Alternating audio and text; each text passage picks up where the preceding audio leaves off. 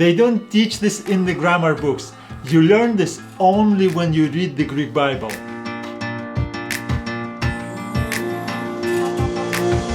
Hi, my name is Sten Konrad from thegreekforall.com. In this video I'm going to share another life hack which will significantly improve your translation.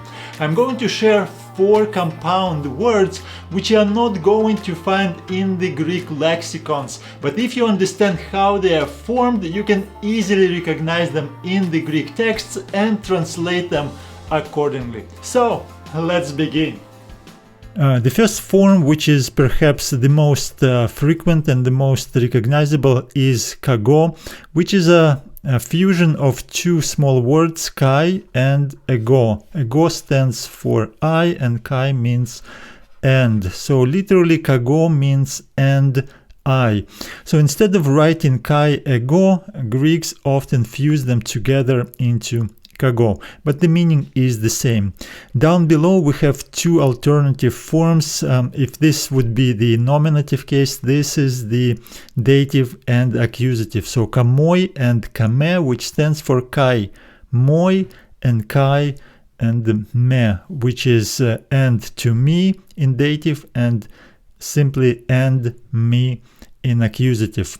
Here we see the form kago in the New Testament. As you can observe, it appears 83 times in the New Testament, so it's pretty frequent, good to learn and memorize this form. So what's important to note that this is not the only form, so it's not like Greeks use only this form. We can see that 3 times the New Testament uses 2 words instead of 1. It can go one way or the other, but we can see just by sheer numbers that Greeks preferred to fuse them together into 1 word instead of using 2. So now let's translate a couple of examples, and this one is from the Gospel of John chapter 6. So let's read. Kago anasteso auton ente eschate hemera.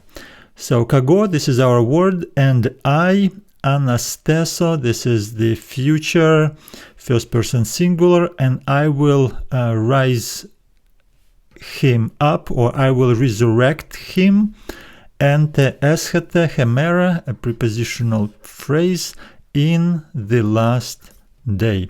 And I will rise him up in the last day. Here we have 2 more examples with the dative form and the accusative form. So let's read. Saying, dote kamoi ten exousian tauten, from the book of Acts chapter 8. So dote is the imperative from Didymi. Give kamoi, give and me, or give and to me, ten exousian tauten. Tauten is the demonstrative pronoun this, so this authority. So give and to me this authority.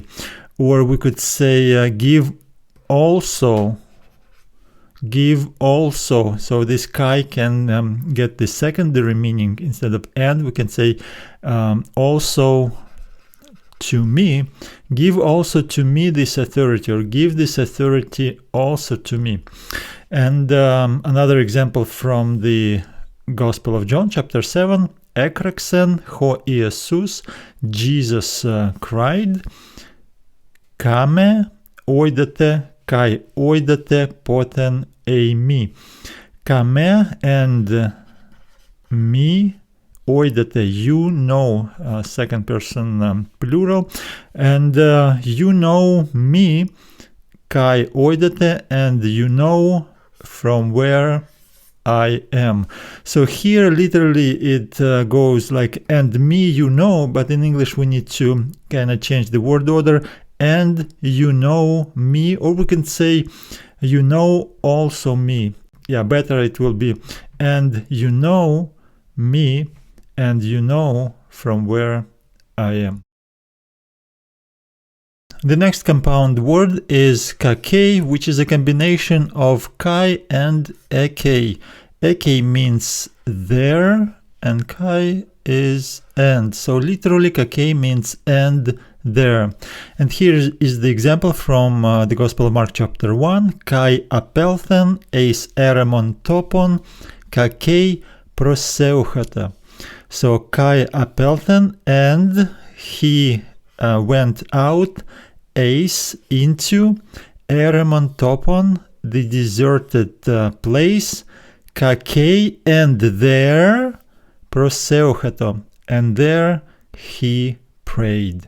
So the word kakei and there. And the same as with the previous example, the word kakei appears in both variances as one word. It appears 10 times, mostly in Gospels and in the book of Acts. And if I type kai eke, we will see that 6 times it appears as 2 words, not as frequent as the previous forms, but still we can see that both variances appear in the Bible. The third word is the word kaketen, which is a combination of kai and ekathen. Ekathen is a directional word which means from there. So literally kaketen means and from there. Here we have an example from the book of Acts. In fact, this word is very frequent in the book of Acts. So kakethen apepluson eis Antiochian. So kaketen, and from there they sailed, third person plural, they sailed into Antioch.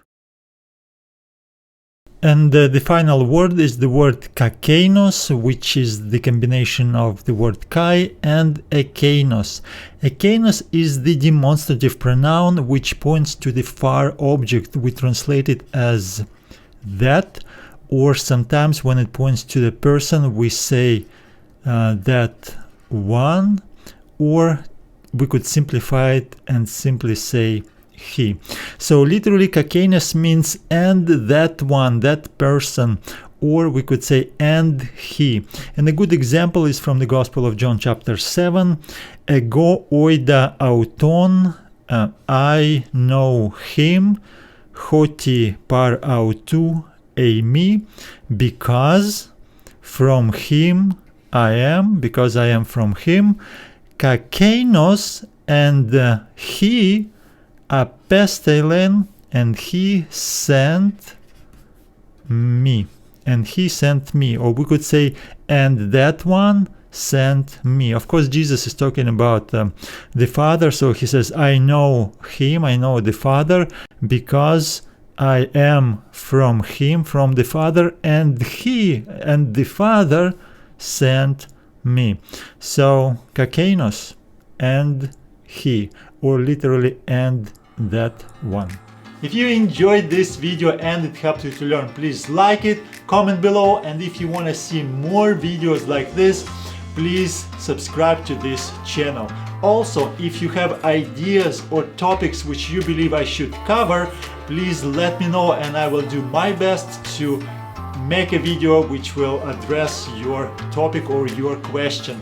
So I wish you all the best, learn Greek, love God. I'll see you in the next video.